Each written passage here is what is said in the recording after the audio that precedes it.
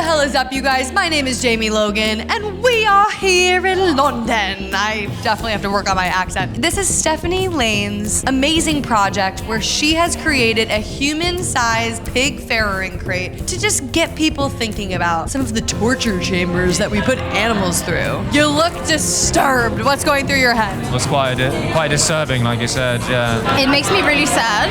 It's powerful. Looks very terrible and very upsetting. Yeah. Well, Overwhelming. Steph is gonna spray me with poop spray. You are doing the right thing. As a younger person, you're trying to convince us oldies who are set in our ways, and you need to keep doing it. This is the one, the only, the Stephanie Lane. How did you even come up with this idea of putting a woman inside of a farrowing crate? Farrowing crate. The main reason why I started doing this and kind of changed my career around completely was because I realized that there was no one in the art world doing this. Obviously, you know that female non-human animals tend to be the most abused and, exploited in every way because of their reproductive systems and all of that. The men try to take it all from us, don't they? And, secretions, eggs, everything. Hi guys, what brings you here today? Oh, what brings us here? Well, I'm responsible for a lot of pigs' deaths over my years. So, not anymore. The past 4 years I haven't. So I thought, as I'm so responsible, I feel like, me experiencing what I put mothers through, like these mother pigs through, kind of makes sense. There's kind of a bit of penance there, where I think that real sensory understanding. Yeah, does that make sense? Yes, what got you to change? So what were you doing to them? Well, I was putting them here in the UK, we put them in gas chambers around 6 months. When you eat meat here, you don't really look for that. You have to kind of I did it through like a willpower challenge, and then I was like, I can watch all these documentaries now because I'm not eating meat. And then I was like, oh my God, this is what's going on. Do you think that when people are eating bacon sandwiches that they have any idea where that animal's coming from? No. I think they're so just completely removed from the reality of where that piece of flesh has come from. They can't even really make the connection. Even if you sit with them and tell them that's actually a piece of a body part of a living being, a sentient being, they just can't even imagine it unless they see, maybe if they saw an actual pig on their plate. But even then, because it's so disconnected, the way marketing has completely brainwashed people, they can't even relate to it in any way. And that's why I think obviously using humans in those situations, suddenly they see themselves in that position and they're like, wait a minute, that can't be happening to humans. It's relatable. I mean, I've lost a baby myself.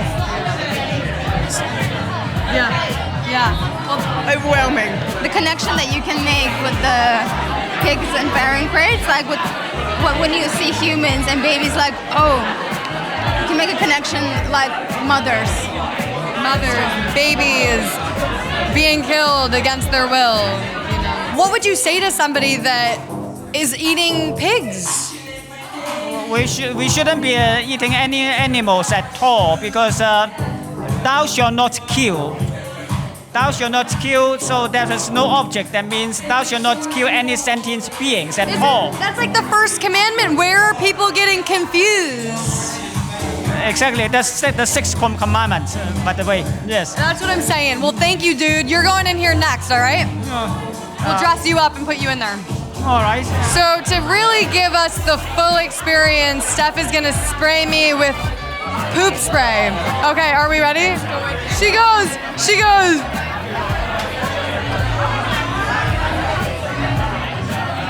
Yeah. Oh my God, she goes, are you ready for the smell? I don't know. I don't think I am.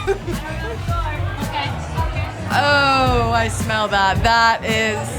Oh, I don't like that at all. You smell the smell? Yeah, I smell the smell. That's disgusting. Oh my God. This is what the pigs live in. This is what the pigs... Constantly. How do you think they made that poop smell? Like, did they have somebody fart into the bottle and you're just spraying it? Oh my God. No, that's unbearable. I'm gonna throw up. That is like unbearable. That is really disgusting. I feel like it's gonna be a comedy show, me trying to climb into this thing. We have to like set the tone. I am proud to be a British farmer where we have the highest welfare standards in the world. Pigs spend their entire lives in these crates, and I can tell you right now, it sucks. It's really not comfortable. I can't turn around. I can stand up, but I can't turn around. And it's just, if we wouldn't want these things done to us, we should not say it's okay to do this to others. You know what I mean? Seems reasonable, right? All right. Can I come out now? So you just climbed inside there. What was that like for you?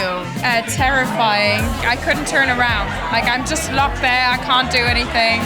It was like a nightmare, and that's their life. So the nightmare for me is their life. If it's not okay for humans, it's not okay for animals. Exactly. It felt pretty horrible. It's pretty uncomfortable in there. Yeah, I mean, I put so many mothers through that. I felt it was only right to experience what I was putting them through. Just sitting there, all you see is a metal bar.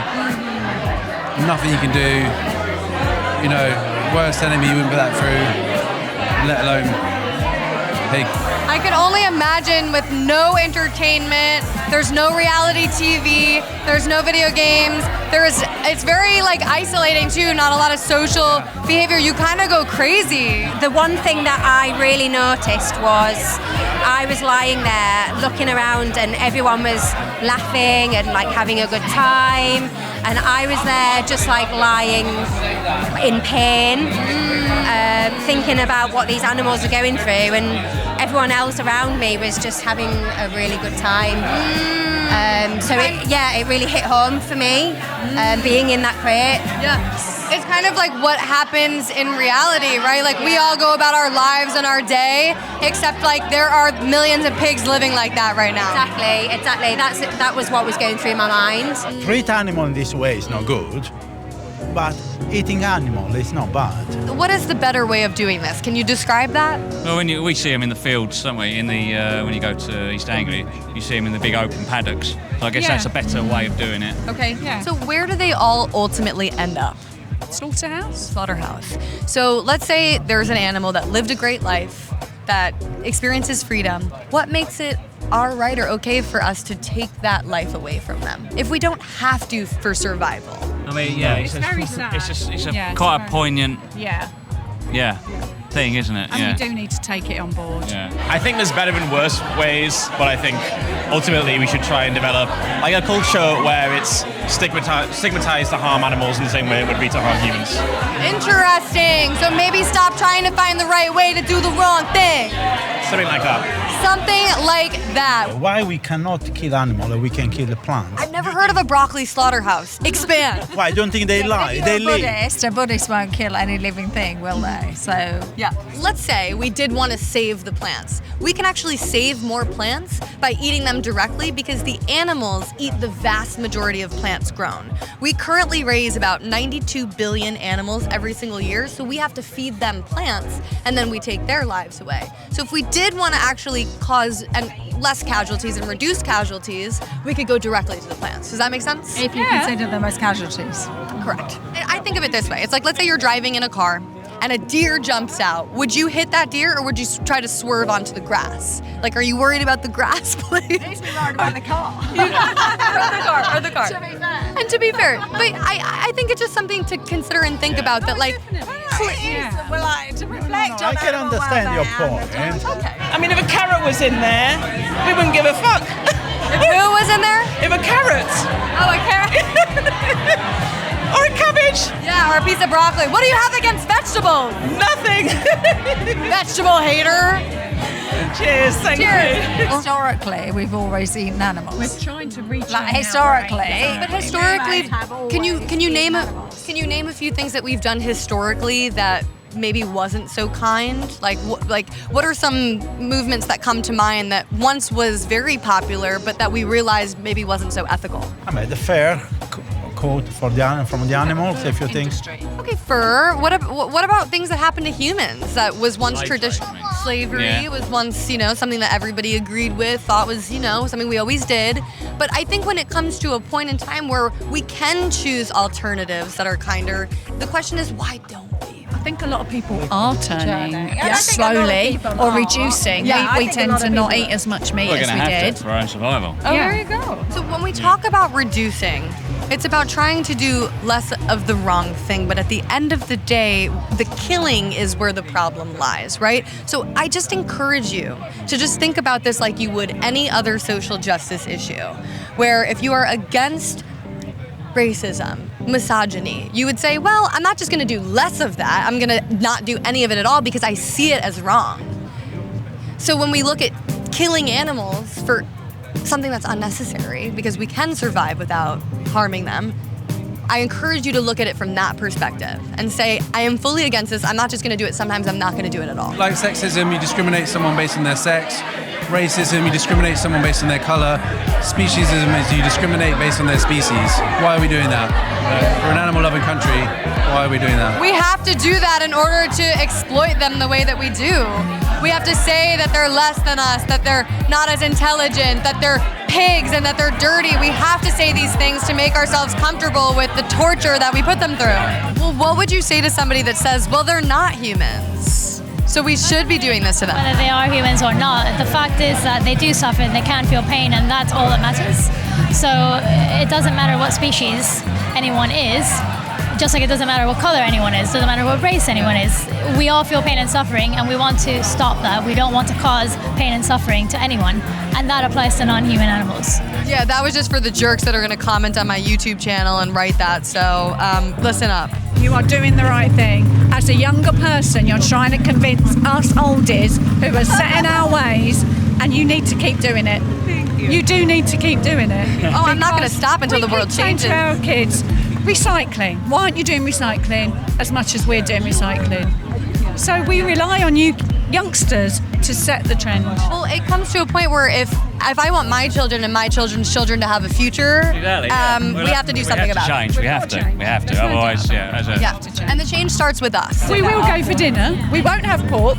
Hey, that's a good I don't start. have pork anyway, really. Amazing. Bacon, I do. Oh God, this one. This one. I'm gonna put you in the pig farrowing crate next. See how much you like it.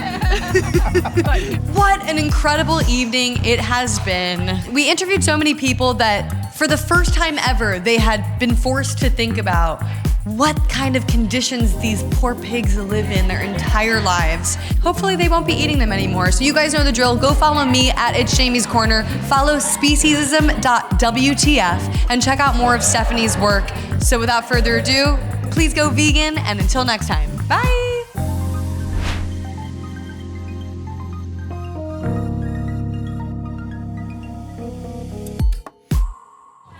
So you wrote me a poem, right?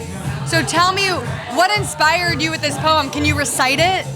Well, because it's you are an angel and with a heart that flies. So you are walking in grace with the Almighty High. Thank you. At least somebody thinks I'm an angel.